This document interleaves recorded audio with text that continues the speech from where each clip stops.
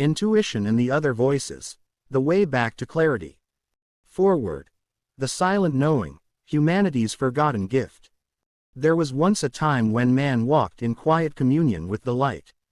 His heart was still, and his spirit clear. He did not need words to understand, for truth flowed through him as sunlight through a crystal.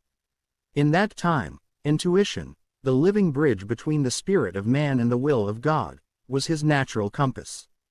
Through it, he knew what was right, what was pure, what was lawful.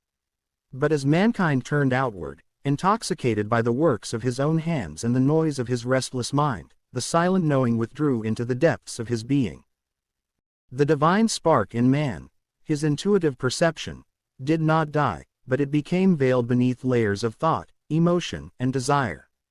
The clamor of these lesser voices grew so loud that man mistook them for truth.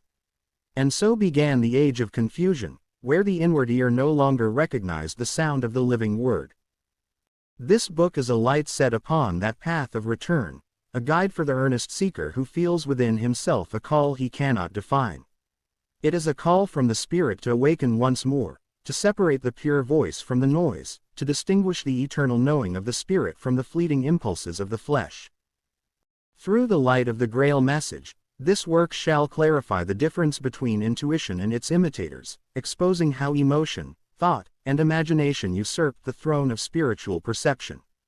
It is not an academic exercise, but a living correction, a restoration of the forgotten gift that once made man noble. Let the reader approach in humility, for only the humble can hear. And may he rediscover within himself that still, small voice which speaks not from the brain, but from the Spirit that is of God. Preface. The Lost Sense, the Fall of Inner Clarity. The greatest tragedy in man's evolution is not the loss of knowledge, but the loss of inner clarity. He built cities, invented machines, and explored the stars, yet lost the key to his own being. What was once an open channel between the Creator and his creation has been clogged by the debris of human thinking and emotional excess.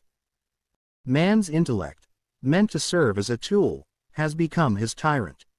It interprets everything according to its own narrow logic, denying what it cannot grasp.